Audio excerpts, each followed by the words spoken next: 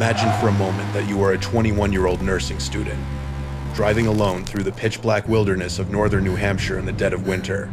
It is February 9th, 2004, and the temperature is plummeting rapidly, turning the snowbanks on the side of the road into frozen, unforgiving walls of ice. You are miles away from home. Where am I? Driving a car that is barely running on 3 cylinders. Please, And the stress of your life is weighing down on your chest like a physical anchor. Suddenly, your car loses traction on a sharp, hairpin turn, spinning out of control and slamming violently into a snowbank. The impact deploys the airbags, filling the small cabin with dust and the sharp smell of chemicals, leaving you disoriented and terrified in the dark. As you struggle to regain your composure, you see the headlights of a passing school bus illuminating the scene, and a large man steps out to ask if you need help. There are things You in the are dark frightened, you don't want to see. perhaps intoxicated, and desperate to avoid the Help me! police. Somebody please help me! So you plead with him not to call the authorities. I called AAA. You lie to him, your voice shaking in the freezing air, hoping he will just leave you alone to figure this out. He drives off to make a call anyway, leaving you alone on that desolate stretch of Route 112, surrounded by the towering silence of the White Mountains. But when the police arrive just a few minutes later, you are gone. There are no footprints in the snow leading into the woods, no tire tracks, speeding away, and no sign of a struggle. You have simply vanished into thin air. This is the haunting and perplexing story of Maura Murray, a disappearance that has sparked arguably the most intense internet investigation in the history of true crime. Before we dive into the rabbit hole of this modern mystery, if you appreciate storytelling that explores the dark and unexplained corners of reality, please gently tap the like button, as it helps us bring these stories to light. To understand how a bright, athletic, and promising young woman could disappear from the face of the earth, we first have to understand who she was before that cold night. On the surface, Maura Murray was the definition of an all-American success story, the kind of girl who seemed to have her entire life perfectly mapped out. Maura grew up in Hampshire, Massachusetts, raised in a loving, albeit complex, blue-collar family where resilience and achievement were highly valued. She was incredibly intelligent, excelling in her studies at Whitman-Hanson Regional High School, and she was a star athlete who dominated on the track team. Her prowess was so impressive that she was recruited by the United States Military Academy at West Point, one of the most prestigious and rigorous institutions in the country. It takes a special kind of discipline to survive at West Point, and for 3 semesters, Maura held her own in that high-pressure environment. However, the rigid military life wasn't the right fit, and she eventually transferred to the University of Massachusetts Amherst to pursue a nursing degree, carrying her credits and her drive with her. By early 2004, Maura was a junior at UMass Amherst, working a job at campus security and seemingly on track for a successful medical career. She had a serious boyfriend named Billy Rausch, an Army lieutenant stationed in Oklahoma, and to her friends and family, everything appeared normal.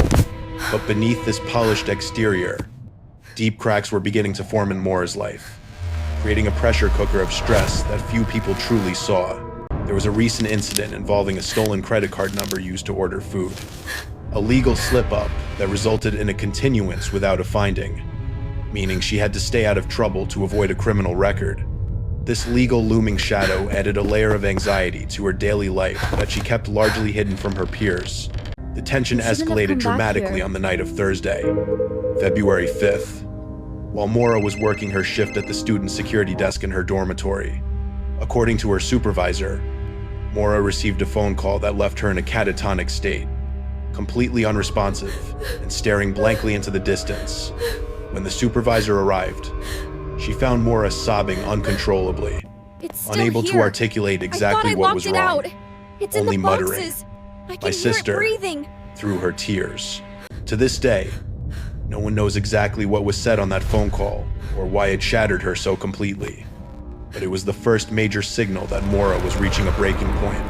Her supervisor walked her back to her dorm room, but the emotional storm inside Maura was far from over. We That have to weekend, leave now. It's Maura's not father, safe here. Fred But Murray, where can we go, Dad? came to town to help her look for a new Everything is car, already packed. as her $1,000 996 black Saturn was in terrible condition, smoking and running on fewer cylinders than it should. They spent the day looking at vehicles and later went to dinner at the Amherst Brewing Company, where everything seemed relatively calm. However, after dinner, Maura borrowed her father's brand new Toyota Corolla to drive to a dorm party, promising to return it the next morning. Late that night, while driving the Toyota back to her father's motel, Maura struck a guardrail, causing thousands of words of damage to the nearly new vehicle. When the police arrived, no charges were filed, but the guilt of wrecking her father's car seemed to devastate her. Fred Murray, being a supportive father, worry about the boxes told her right not now. to worry about the Everything is insurance going and that to they be would all fix right. it, saying, "We will work it out, Maura." But the accident seemed to be the final straw for her fragile state of mind. By Sunday morning, the atmosphere around Maura had shifted from stressed to desperate.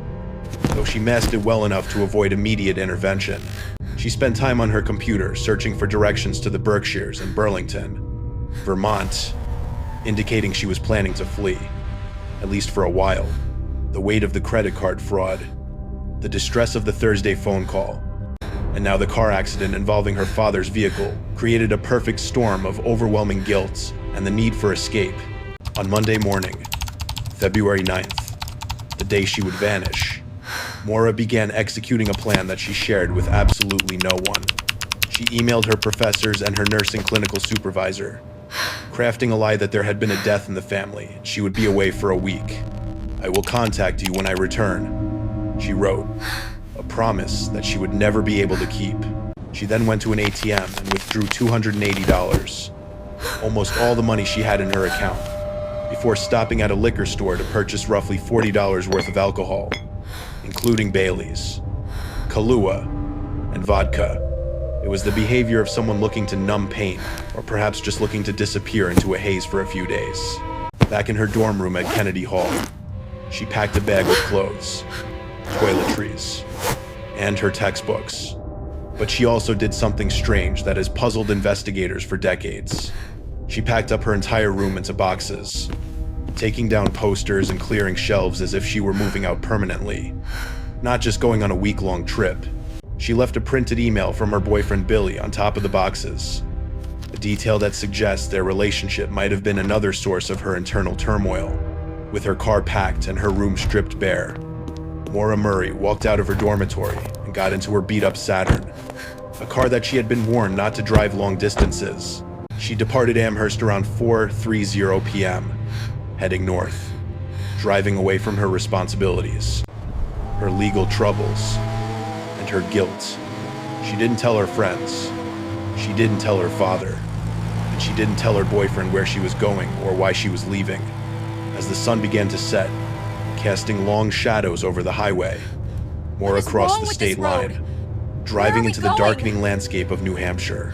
She was heading toward the White Mountains, a place her family had visited often during happier times, perhaps seeking the comfort of nostalgia or simply a place to hide. But as she drove deeper into the rural darkness, she had no way of knowing that she was driving straight toward a mystery that would consume the next 20 years. The drive north along Interstate 91 is a lonely one, especially on a Monday night in February when the commuter traffic has long since dissipated. Maura's black Saturn sedan, a vehicle that was already on its last legs, rattled along the highway, pushing further into the desolate heart of New Hampshire. She eventually exited the interstate and turned onto Route 112, a two-lane road, also known as the Wild Amanusuck Road, which winds dangerously through the dense forests of the White Mountains. It is a road that locals treat with respect due to its sharp curves and complete lack of streetlights. But for a distressed outsider driving a failing car, it was a recipe for disaster waiting to happen. Around 7 p.m., Maura failed to navigate a particularly sharp hairpin turn near the weathered barn, a local landmark that sits close to the road. Her car slid on the slick, salted asphalt, spun around, and slammed nose first into a snowbank on the eastbound side of the road. The impact was violent enough to twist the car's frame and cause the driver's side airbag to deploy, instantly filling the small cabin with a cloud of white powder. The car stalled, coming to rest facing the wrong direction in the westbound lane. sitting there like a dead weight in the freezing darkness. Moments later, a school bus driven by a local resident named Butch Atwood came around the bend and saw the disabled vehicle blocking part of the lane. Atwood, a large and imposing figure who lived just 100 yards down the road, pulled his bus alongside the Saturn to offer assistance. He opened his door and looked down at the young woman, who was struggling to get out of the car. Get up. "Are you okay?" We need to go now Atwood before it asked. comes back. Noticing that Maura appeared shaken and was shivering in the cold air, she looked up at him, her eyes wide with fear, and pleaded, "Please don't call the police. I already called AAA." Atwood knew this was a lie because there was absolutely no cell phone reception in that deep valley. A call to AAA would have been impossible from where they were. Despite her plea, he decided he had to report the accident, telling her, "I'm gonna go call for help anyway," before driving his bus the short distance to his home to use his landline. He parked the bus, went inside. It took him several minutes to reach the dispatchers because the local lines were tied up. In that brief window of time, perhaps only 7 to 10 minutes, Maura Murray was left completely alone on the side of the road. At 7:46 p.m., Sergeant Cecil Smith of the Haverhill Police Department arrived at the scene, his cruiser's blue lights cutting through the oppressive darkness. He approached the black Saturn, expecting to find a driver Dispatch, waiting for a I've tow located the truck vehicle. or Looks like a perhaps an injured 1055. motorist No sign of needing the driver. medical attention. Send backup immediately. Instead, he found the car locked and abandoned, the driver's side door closed, and no one in sight. He peered through the windows and saw a box of wine on the rear seat, spilling a dark red liquid across the upholstery and the floorboards. On the passenger seat lay a soda bottle that smelled strongly of alcohol, suggesting that Maura might have been drinking while she drove. Sergeant Smith scanned the immediate area, shining his flashlight into the woods and along the edges of the snowbanks, looking for any sign of movement. The snow was piled high on the sides of the road, creating a wall that would have been difficult to climb over without leaving obvious marks. The officer looked for footprints leading away from the car into the forest, assuming the driver might have wandered off in a daze or to hide from the police. However, the fresh snow was undisturbed. There were no footprints entering the woods, and no tracks indicating she had run down the road. It was as if she had evaporated the moment Butch Atwood's bus drove away. Butch Atwood, seeing the police lights from his house, returned to the scene to speak with the officer, expecting to see the girl being questioned. There's no way "Where is the anyone girl?" could have survived Atwood that asked, crash, let alone walked confused, away in this storm. pointing to the car where he had just seen her minutes before. Sergeant Smith shook his head and replied, "There was no one there when I pulled up." The realization hit them both that in the short span of time it took for the police to arrive, Maura had vanished. Atwood confirmed that she did not look injured, And you're sure you didn't just see the shaken, driver? Positive. The and car that was she had empty been when I got adamant there. about not involving the authorities, which reinforced the theory that she was fleeing to avoid a DUI. As investigators examined the vehicle more closely, they discovered a bizarre and unsettling detail that has fueled conspiracy theories for years. Stuffed deep inside the tailpipe of the Saturn was a white rag, part of the roadside emergency kit Maura had in the trunk. This was highly unusual. Locking a tailpipe can cause a car to stall or fill the cabin with exhaust fumes. Later, Fred Murray would claim he told Maura to do this to hide the dark smoke the car emitted, hoping to avoid police attention on the highway. However, to the officers on the scene, it looked like a sign of sabotage or a desperate, illogical act by someone not thinking clearly. Inside the car, the police found items that painted a picture of a young woman prepared for a journey, but perhaps not for survival in the wilderness. There were MapQuest directions to Burlington, Vermont, and Stowe, Vermont, indicating she hadn't quite decided on her final destination. They found textbooks for her nursing classes, the email from her boyfriend, and toiletries, but her debit card, credit cards, and cell phone were missing. Most hauntingly, they found a copy of a book titled Not Without Peril, a collection of stories about people who had died climbing the White Mountains. The irony of that book, sitting on the seat of a car abandoned in those very mountains, was a chilling coincidence. The police initially operated under the assumption that this was a standard walk-away case, where a drunk driver flees the scene to sober up and returns the next day to claim the car. They issued a be on the lookout or BOLO for a female standing about 5'7", but They didn't launch a massive search and rescue operation that first night. They believed she was likely at a local motel or a friend's house, hiding out until the heat died down. But as the temperature dropped far below freezing that night, the clock was ticking on Maura's survival if she was indeed outside. The silence of the woods that night was absolute, hiding whatever secrets unfolded in those missing minutes. Tuesday morning broke over Haverhill with a piercing cold that froze the landscape into a stillness that felt almost malicious to anyone watching. The black Saturn was towed to a local garage, sitting there like a grim, frozen artifact. But no young woman appeared at the police station to claim it. The walk-away theory, which the police had leaned on so heavily the night before, began to lose its footing as the hours ticked by, without a single word from Maura to anyone. The crash the happened officers, on the 15th. And it was initially seen as a nuisance case of a college kid dodging a DUI, to the universe. It was the beginning of a void that would swallow a family whole. By 5:00 p.m. on Tuesday, nearly 24 hours after the crash, the police finally accepted that Maura wasn't coming back on her own, and they officially declared her a missing person. The nightmare truly began for the Murray family at 5:30 p.m. on Tuesday when Fred Murray's phone rang, shattering the routine of his workday. He was finishing his shift. Who is this? Completely unaware that his daughter had been missing for a full day, assuming she was safe at school. The voice on the other end was an officer from Haverhill, telling him simply that his car had been found abandoned in New Hampshire. "Where is Maura?" Fred asked, his heart hammering against his ribs. She's freezing! Expecting them to say she was at the station or a hospital. The silence that followed was deafening, a pause that stretched into an eternity before the officer replied, "We don't know." In that instant, Fred's world collapsed. The safety he thought he had provided for his daughter was an illusion, and the race against time had already started a day late. By Wednesday morning, the quiet woods of Route 112 were transformed into a chaotic scene of desperate activity as the official search and rescue operation finally launched in earnest. A team of officers, volunteers, and trained dogs descended on the area, I found something. scouring the roadside for any trace of the missing nursing Dig student. it out. They moved in grid patterns, poking poles into We snowbanks, shouldn't be here. checking This culverts, place feels wrong. Keep and moving. scanning the tree We line have for a to patch find of them color before the that didn't storm belong hits. in the white and gray landscape. The state police helicopter chopped through the air above, using thermal imaging to look for the heat signature of a body. I got a heat signature. But the ground below remained stubbornly cold and lifeless.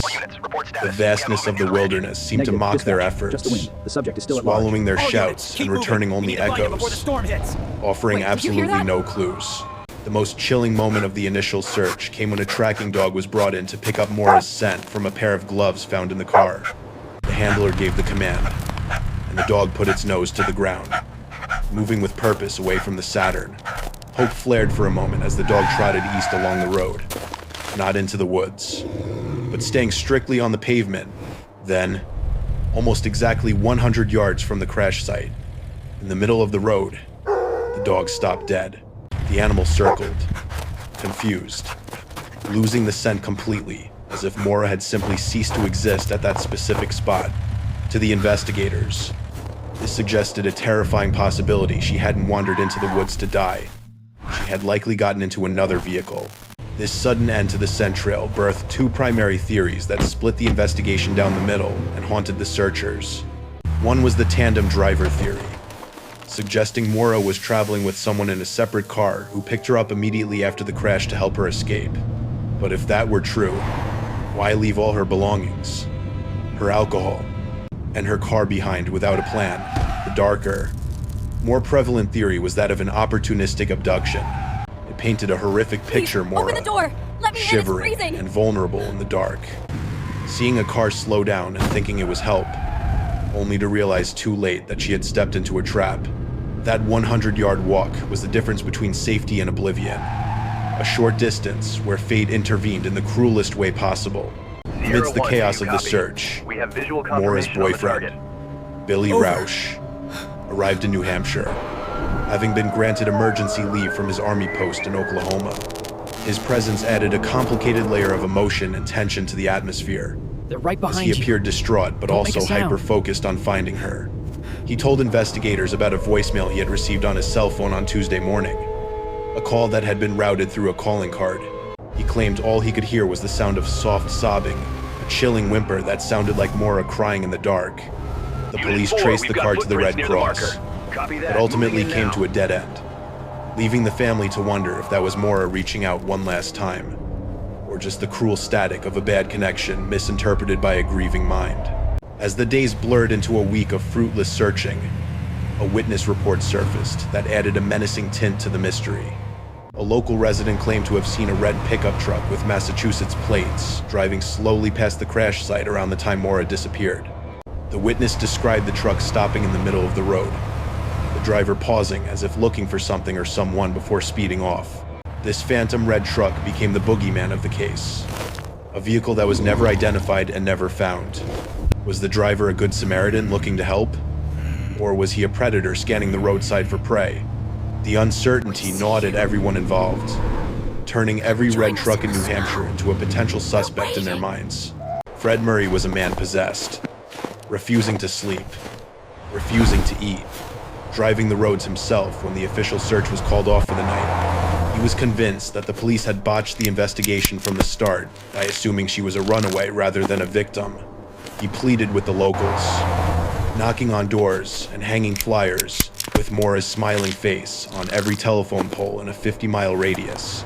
Someone knows something, whatever is out there, he would say to reporters, it took my his son voice right off the cracking road. with exhaustion and rage. He knew his daughter was tough, but he also knew that no one survives the White Mountains in winter without gear, and no one vanishes without a trace unless someone else makes them disappear. The psychological toll was heavy. He was fighting a ghost, and the ghost was winning. By the end of the first week, the adrenaline of the initial response had faded into a cold, hard dread for everyone involved. The woods had been searched by ground and air. The snow had been sifted through, and divers had even checked the nearby ponds, but not a single shred of physical evidence was found. Roger that. No Keep scarf, searching the perimeter. no boot, no footprint.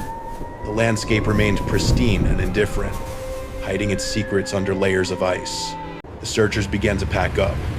The media vans started to drift away to the next story, and the silence returned to Route 112. It was the silence of a tomb. Maura Murray wasn't just missing, she was effectively erased, leaving behind a void that was rapidly filling with rumors, speculation, and nightmares.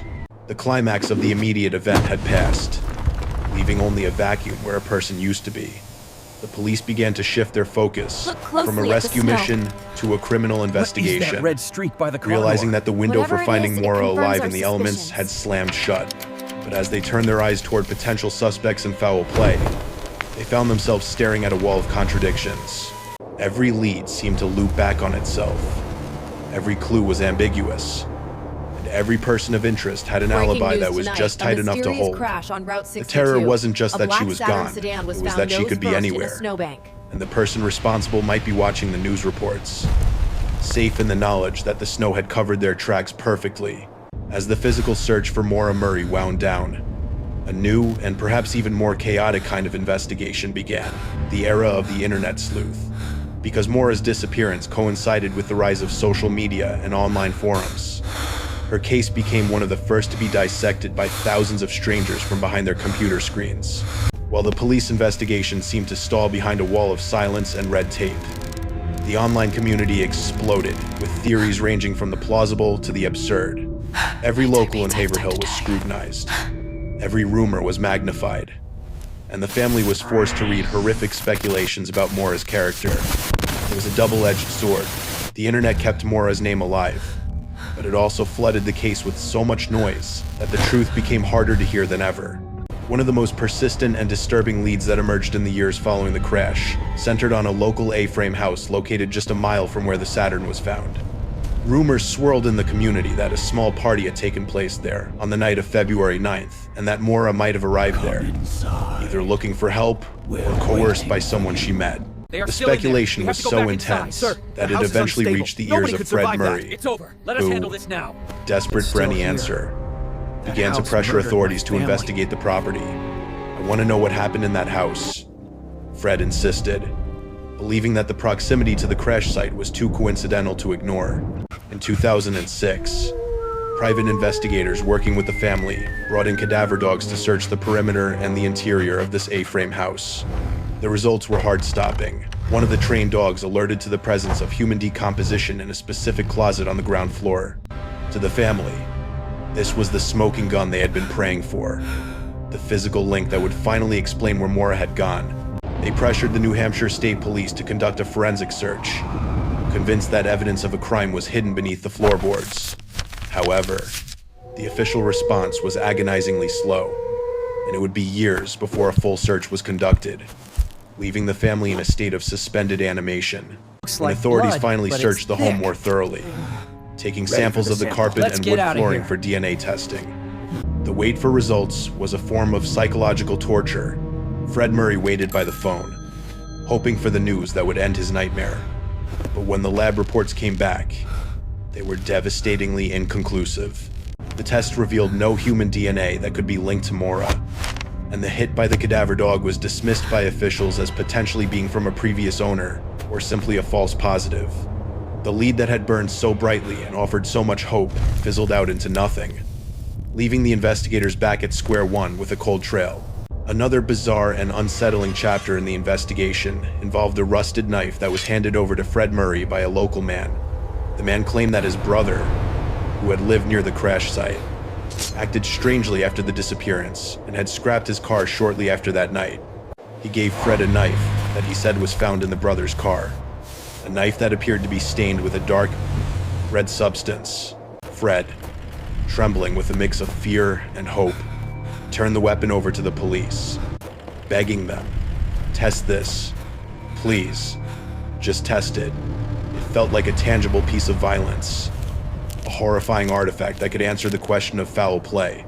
Once again, the machinery of the justice system moved at a glacial pace, and when the forensic results finally returned, they delivered another crushing blow. The substance on the knife was determined not to be blood, or at least not human blood, and the lead evaporated as quickly as it had appeared.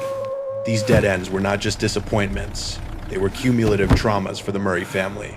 Each time a clue surfaced, a witness account, a suspicious item, a rumor, it would raise their hopes to the stratosphere, only to drop them back into the abyss of the unknown. It was a cycle of emotional abuse, inflicted by the very mystery they were trying to solve. Then came the darkness of the 112 Dirtbag, a chilling nickname given to a man who posted taunting videos on YouTube on the anniversary of Maura's disappearance. In these grainy, low-quality clips, an older man would stare into the camera, laughing maniacally without speaking, or display tickets to a resort in Quebec, hinting that he knew where Maura was. The most infamous video showed him laughing in a dark room with the caption, "Happy Anniversary, Maura Murray." It was the stuff of nightmares. It's getting closer. We have to A warn them. glimpse into the twisted mind of someone who was seemingly mocking the family's grief. The internet community erupted, convinced that this was the killer hiding in plain sight, taunting the world with his guilt. Police eventually interviewed the man behind the videos, identifying him as a local eccentric named Alden Olson. After questioning him, they determined that while his behavior was deeply disturbed and cruel, he likely had no connection to the actual disappearance. Please, you must He was a help me. troll in the They're still darkest sense of the alive in word, there. Ma'am, inserting you need to himself leave into now, a tragedy or we will for arrest you attention, for disturbing the peace. feeding off the pain of others. He's just a sick individual, investigators told the family, dismissing him as a suspect. Yet, for those who watched the videos, the image of his laughing face became inextricably linked to the horror of the case, a symbol of the madness that surrounds an unsolved mystery. As the 10-year anniversary approached and passed, Dead of winter night, a the horrific investigation scene unfolds began to behind shift me. from The active cause of the crash searching to remains cold unknown. case maintenance. The Oxygen Television Network produced a high-profile documentary series, bringing in former U.S. Marshal Art Roderick and journalist Maggie Freleng to re-examine every piece of evidence. They pored over the ATM footage, looking for reflections in the glass to see if anyone was in the car with Maura. They brought in experts to analyze the car's black box, proving that she had stalled the car after the crash. Not before. They even dug up the basement of the A-frame house again, finding nothing but earth and stone. Despite the modern technology and fresh eyes, the mountain refused to yield its secret. The most profound tragedy of the aftermath was the visible toll it took on Fred Murray. A man who once believed in the system, who believed that if you worked hard and did the right thing, results would follow, was now a broken warrior. He continued to visit New Hampshire almost every weekend, walking the woods with a hiking stick, poking at the ground. An old man looking for the ghost of his daughter. "I just want to bring her home," he would say to anyone who would listen, his eyes hollowed out by years of sleepless nights. Sarah, where are you? He wasn't looking It's for so justice cold. anymore. Please He answer was just me. looking for a bone, a piece of clothing, anything to prove that she was real and that she didn't just dissolve into the winter air. By the time the 20th anniversary loomed, the woods off Route 112 had grown silent again. The trees that had witnessed the crash were taller, the road had been repaved, and the snowbanks had melted and reformed 20 times over. The Maura Murray missing person posters, once bright and urgent, were now faded by the sun and tattered by the wind, peeling off the telephone poles like old skin. The case had become a legend, a campfire story told to scare tourists. But for the family, it was a wound that refused to close. There were no more active leads, no more suspects, and no more places to look. The investigation had not just hit a dead end, it had fallen off the edge of the world. 2 decades have passed since Maura Murray vanished into the freezing air of the White Mountains. Yet the case remains as impenetrable as the forest that surrounds the crash site. We are left not with a solution, but with a haunting mosaic of report theories. status. Over. Each plausible enough to be true, Nothing yet on the east flawed side, enough to moving be north. doubted.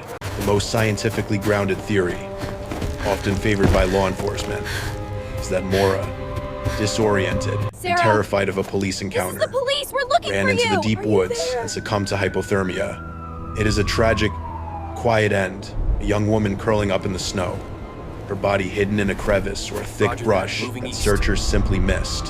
However, Should be something here. this theory fights against the stubborn fact that no boot prints were found It's entering empty. the snow.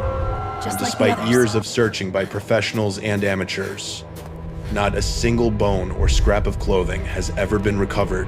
It The has to be second this prevailing way. theory is If I that can just Maura get past the orchestrated old her mill own before midnight, disappearance, I might be a safe. pseudocide to escape the mounting to be pressures this of way. nursing school, If I can just get past the the credit old mill card before fraud, midnight, and I her might be relationship. safe. Proponents of this idea point to the packed dorm room and the withdrawal of her bank funds as evidence of a premeditated plan to start over.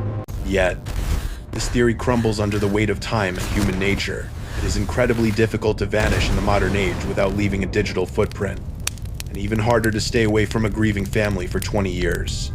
Maura was close to her father and her siblings, and the idea that she would let them suffer through decades of torture while she lived a secret life elsewhere seems inconsistent with her character. This leaves us with the third, and perhaps most terrifying, possibility that Maura was a victim of a crime of opportunity. The tracking dog losing her scent in the middle of the road strongly suggests she entered a vehicle, either willingly or by force. In this scenario, Maura was standing in the dark, desperate for help, when a driver pulled up. In her vulnerable state, she might have accepted a ride to avoid the police, only to realize too late that she had entered a predator's car. The window of opportunity for this was infinitesimally small, a gap of roughly 7 minutes between the bus driver leaving and the police arriving. But as we know in true crime, 7 minutes is a lifetime for a killer. The legacy of this case has shifted in recent years, largely due to the tireless efforts of Maura's sister, Julie Murray. While Fred Murray fought the battle on the ground, Julie has taken the fight to the digital realm, using TikTok and podcasts to reclaim the narrative from conspiracy theorists and internet trolls. She has worked to humanize Maura, reminding the world that she was not just a pixelated face on a poster or a subject for entertainment, but a real person with a laugh, flaws, and a future that was stolen. Julie's work has brought a new generation of eyes to the case, ensuring that Maura's name remains in the public consciousness, fighting the natural erosion of time that threatens to bury cold cases. Fred Murray, now an elderly man, remains the heartbreaking anchor of this story. A father who has refused to let the world forget his daughter. He has stated in where are interviews, It's so "I don't cold care about out here." justice anymore. I just want to bring her home and give her a proper burial." The image of Fred walking the woods of New Hampshire, year after year, searching for his child, is a testament to the enduring power of parental love and the crushing weight of ambiguous loss. He is a man at war with the unknown, fighting against the silence of the wilderness, declaring that he will not die until he knows what happened to his little girl. The blue ribbon tree at the crash site on Route 112 has become a macabre shrine, a place where strangers leave flowers and notes. Standing in the exact spot where Maura was last seen, standing there, you can feel the isolation of the location. The darkness is absolute, and the silence is heavy. It is easy to see how a small car could spin out, and how a young woman could feel overwhelmingly alone in that vastness. The road is just a strip of asphalt cutting through millions of trees, a place where civilization feels fragile and distant. It serves as a grim reminder of how quickly a normal life can derail, how one patch of ice can change the trajectory of an entire family forever. Ultimately, the disappearance of Maura Murray is a story about the terror of the unexplained and the fragility of our own safety. We like to believe that if something bad happens, there will be clues, there will be witnesses, and there will be answers. But Maura's story defies that logic. She is a locked-room mystery played out on a global stage. There is no body, no weapon, no confession, and no crime scene. Only a car left on the side of the road, and a silence that has lasted for 20 years. It forces us to confront the uncomfortable reality that sometimes people really do just vanish, and the universe offers no explanation.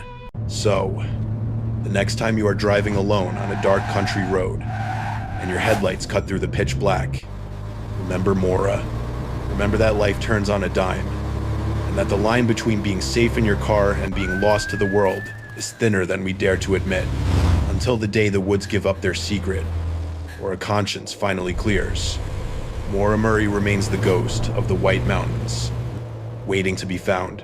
If you have any information, no matter how small, please contact the New Hampshire Cold Case Unit, because even after all this time, the Murray family is still waiting by the phone.